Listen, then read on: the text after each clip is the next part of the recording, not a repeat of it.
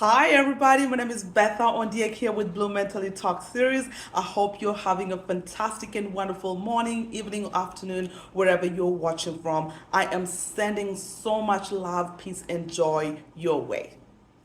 Today, we are going to spend some time talking about emotions, what they are. I will give some examples of what different emotions and what they mean, and then we will wrap up with harmful and helpful ways to deal with different kind of emotions. So, what are emotions? I tend to define emotions as our conscious and spontaneous mental reaction to things that happen in our surrounding. Let's run through a couple examples here. For example, if I hit my hand on the table or the chair, my conscious, spontaneous mental reaction is ouch. Why? Because the emotion or the feeling that I feel or associated with hitting myself is pain. If I walk outside my house and I see somebody behaving in a very suspicious and concerning way, I will consciously and spontaneously respond with being nervous or being anxious or being afraid. What's going on? What could this person do, right? If I walk into a restaurant and somebody gives me a compliment, spontaneously I will respond with being happy and I will express or show that with a smile. So think of your emotions and feelings as how you respond to things that happen in your surrounding on a daily basis. So I often encourage my clients to face their emotions. Be comfortable with things that you feel. Those emotions, the quote unquote bad emotions, the good emotions, be comfortable facing them. For me, it's a sign or it shows bravery. You are able to sit in this chaos of how you feel, right?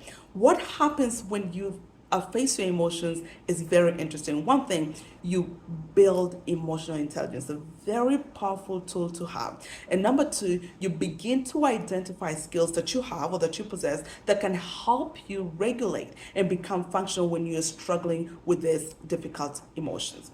Now, saying that, I also know and understand that emotions are complex. Matter of fact, emotions can be very complex, especially if you have not mastered the art of really being comfortable and sitting in your emotions.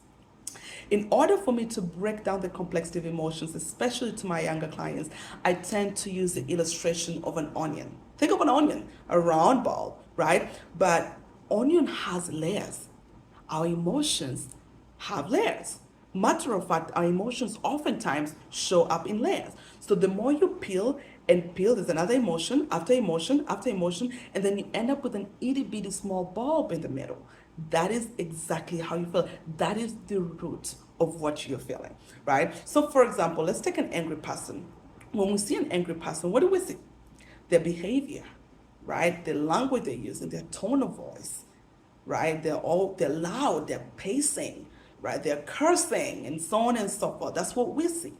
Now, if we have a chance to sit down and peel emotion after emotion from this individual who is angry, we're going to find very interesting things and plethora of emotions, right? So, for example, we see anger or we see an angry person, right? That's the emotion we see. But if we peel an emotion, we are going to find this person is frustrated. And we're going to find that they are overwhelmed. And we put another emotion and find that they're lonely, then they lack the support they need. And we put another emotion and find they're anxious, they can't even ask for the kind of support they need. And we put another emotion, we realize they have been disrespected. And that is where the problem starts. The disrespect, right, makes them anxious to ask for the kind of support they need so they don't get the support. And now they're overwhelmed and frustrated and they express that with anger. Right? So think of your emotions as an onion. There's always a layer after layer, and being comfortable in facing your emotions requires you to sit in that emotion and peel one by one by one and discover exactly what you're feeling and find the right skills and tools to help you regulate. In order to support our loved ones who are struggling with their emotions in one way or the other, it is very imperative that we understand the meanings of different kind of emotions and how we can use those meanings to provide the necessary support to our loved ones. So I am going to give you 5 examples of the common emotions that we experience and feel and how we can use those meanings to provide the necessary support. Number one is upset or angry. When people tell us they're upset or angry, what they're trying to tell us is, I feel misunderstood or disrespected in one way or the other. Number two is hopeless. When people tell us that they are hopeless, what they're trying to communicate to us is, I feel stuck. I feel stagnant. I feel like I'm not making any progress in my life, and I feel like things will not get better. And because we understand the meaning of being hopeless, right, based on just what I described, you're able to empower and motivate your loved ones and provide that support and help them get unstuck or start making progress in the different areas of their life. Number three is anxious or nervous. When people tell us that they're anxious, what they're trying to tell us is there's a lot of things going on in their mind or going through their mind, and they're anticipating the worst case scenario. And let me give you an example with anxiety. Oftentimes, when people are anxious, they are worrying about something that has not happened, but they're worrying about it in the worst case scenario format. So, for example, if you have a friend that has a presentation, and they tell you they're anxious, what they're thinking about oftentimes is, maybe people will not listen to me, maybe I will mispronounce something, maybe I will fall on stage, right? They're thinking of the most ridiculous things that probably will not happen, right? But knowing the meaning of anxiety really helps you find a way to support your friend, right? Really motivate them. No, you're a great speaker, you're going to do great. No, you got this. No, you will not fall down, right? So you find a way to support them based on learning the meaning of that feeling. Number four is lonely. Oftentimes, when people tell us that they are lonely or share that the feeling of being lonely, what they're trying to communicate is they do not have the support, or they don't feel valued by the people they want to value them in their lives, right? So, for example, we tend to hear people say, "Oh no, why do you feel lonely? You have your family, you have your parents, you have A, B, C, and D, you have all these people in your life. You do not deserve to feel lonely." But it's not the amount of people, it's the value and the support that they want to have from these people. So oftentimes when people say they're lonely, what they're communicating is, I don't have the support of my parents or my friends or my loved ones, right? Or I don't feel valued by those people that I want to feel valued by. And lastly is the feeling of being overwhelmed. When people tell us they're overwhelmed, what they're trying to communicate is that they have way too much going on and they are not able to handle it. And knowing the meaning of being, or the meaning behind the emotion of being overwhelmed, we know that they have a lot going on. And so we can provide support in that way. We say, oh, well, you have a lot going on. Maybe I could help you complete a couple tasks that could take off the stress. Or maybe I could provide guidance or advice, or maybe we could help find other people that could help us do all these things, right? So it is very imperative that you do understand the meaning of different emotions and how you can provide support for that emotions. Another reason why it's very imperative to know the meaning is so that you do not associate one emotion with the other. So, for example, if I am overwhelmed because there's too much going on, but my sister comes and say, "Oh, Betha, you look angry. You're so angry." Immediately, right? I get upset. I'm now angry. I wasn't angry. I'm just overwhelmed. But now, because you're telling me I'm feeling something that I'm not feeling, it triggers a different emotion. Now, let's talk about some harmful ways that we tend to deal with our emotions and feelings. Number one harmful ways is we are constantly in denial. We have all done this at one point in our life. We refuse to accept the way that we feel, quote unquote, especially with emotions that we think are bad emotions, right? We refuse to accept it. We refuse to acknowledge that we are angry or we are upset or we are sad, and so on and so forth. And this is very dangerous. Reason why: when you deny how you feel, you suppress your emotions.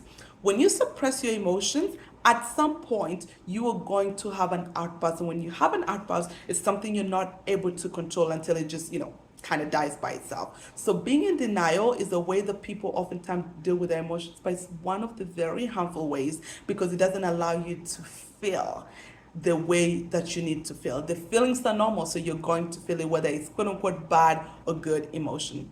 Number two, we tend to withdraw, isolate. What I have learned from a lot of my clients is people oftentimes isolate when they're feeling, struggling with different kind of emotions or feelings, because we do not want people to see us in that state. And so we isolate. We go into our own little cocoon. We lock ourselves in the rooms. We don't talk to people until we feel much better. Now, this sometimes can be helpful, right? It can help us calm down, recover, but oftentimes it doesn't give a chance to our loved ones or people that care for us to provide the necessary support that can help us be feel better. And sometimes with these emotions, yes, you may be able to recover by yourself, but sometimes you need extra support to help uplift you when you're struggling with these emotions. So withdrawing can be dangerous, especially when you need extra support to help you overcome that particular emotion. Number three is bullying. This is very common. I am a firm believer of bullies are people who feel miserable about themselves, and so they will use that power to recruit or make other people feel miserable about themselves. People who struggle with their emotions and refuse to acknowledge it, are in denial, oftentimes withdraw, will tend to bully other people. Number four is self-harm. This is very serious. Sometimes we struggle with different emotions and we begin to self-harm. Now, let me highlight something that's very important. Self-harm is a common thing that happens, especially in our society today, among our teens, among our children, but it's not normal. There's nothing about harming yourself that is normal. Oftentimes, different kind of self-harm would look like cutting yourself, hitting yourself or your head on the wall, or pulling your hair in one or the other. Self-harm is not in any way normal, but a lot of people will use it as coping skill to deal with emotions. It's a very harmful coping skill. And lastly, five is substance use, right? People who struggle with different emotions tend to use substances to make them feel better. I have mentioned this in my previous video. If you ever feel like you need to drink or smoke or do whatever, or use any kind of substance to deal with a difficult emotion or situation, just know that at some point you will be struggling with two different issues: the emotion that you're trying to avoid and the addiction that you have built because you wanted to solve that emotion with this substance abuse. Now that we have identified some harmful ways that we often tend to deal with our emotions, let's go ahead and learn some helpful and beneficial tips that we can use instead to deal with our emotions. Number one is take a pause, take a break, take a step back, breathe, process, and recover. One of my favorite professors, Dr. Larry Wagner of Columbia International University, introduces a powerful coping skill called a critical pause, and I will find time and talk about different kind of coping skills.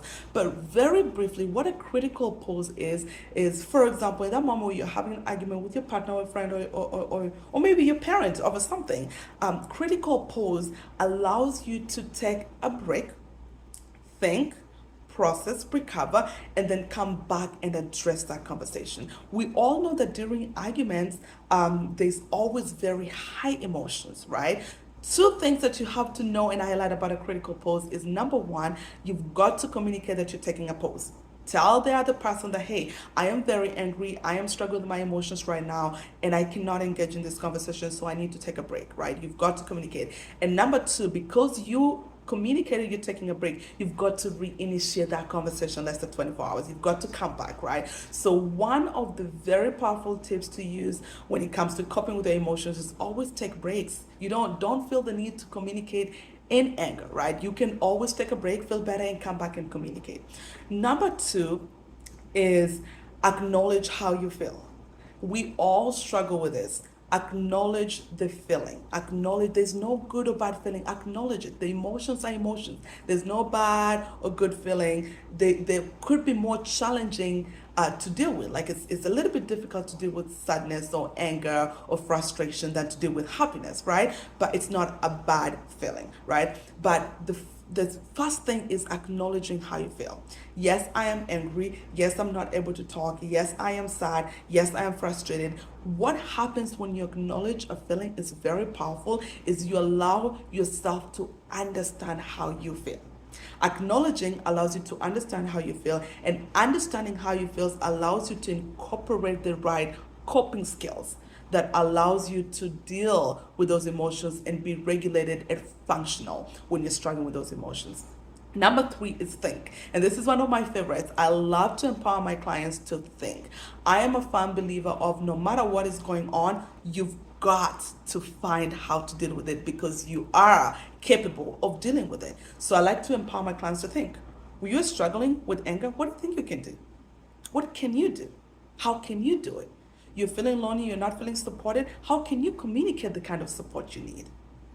What could be helpful? What can you do to lift yourself out of this position, out of this stagnant situation, right? So therefore, thinking is another way to deal with our emotions. Think of ways to get yourself out of that emotion. Think of ways to deal with it. Think of ways to empower yourself to be okay with this difficult emotion so you can understand yourself in the process. And lastly is seek help.